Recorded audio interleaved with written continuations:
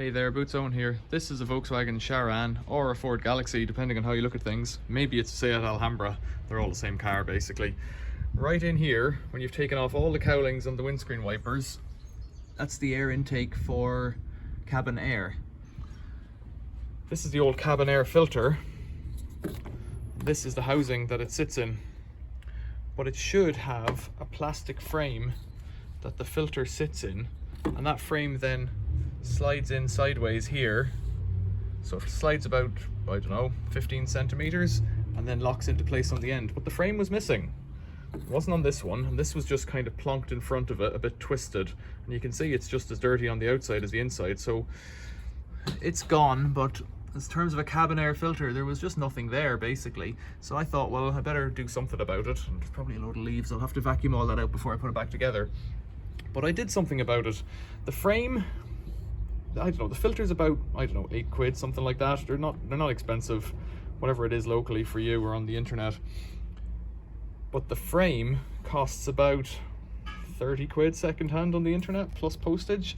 And I thought, well, I'm not doing that. This car is ancient, 20 years old, it's not worth it. So what I did instead was I put a piece of draft excluder in there. Let's pull that back again, making it dirty. Put a bit of draft excluder all around this stuff. And then I drilled a couple of holes. Well, there was already holes here, so I didn't have to drill any holes, but I just ran a cable tie over the top with enough pressure to pull it down on the draft excluder. Here, I've just wrapped a cable tie, 2 cable ties, end to end, daisy chained all the way around, and there's a groove there, so it puts a bit of pressure, not too tight, because you don't want to buckle it, as I have done here. And I drilled a couple of holes here. I found those ones to be too far down. They were buckling it, so I drilled the holes closer to the top. And that's worked nicely. What I could have done is cut a little groove down and done it all the way around like that, but I did it this way and it's doing it okay. It's got to be better than it was. That's my attitude here. And I give it a clean up before that, and now I just have to slot it in so that this end engages with that screw in there, and then there's a stud there and another stud there, and they have little plastic nuts. But, well, maybe they're not. Yeah, they are. No, that one's metal. I think this one's plastic. Bizarre. So that one's M10. I don't know what that is. Maybe it's M10 in there. I don't know. I'm going to get the vacuum cleaner and hoover out whatever else is in there.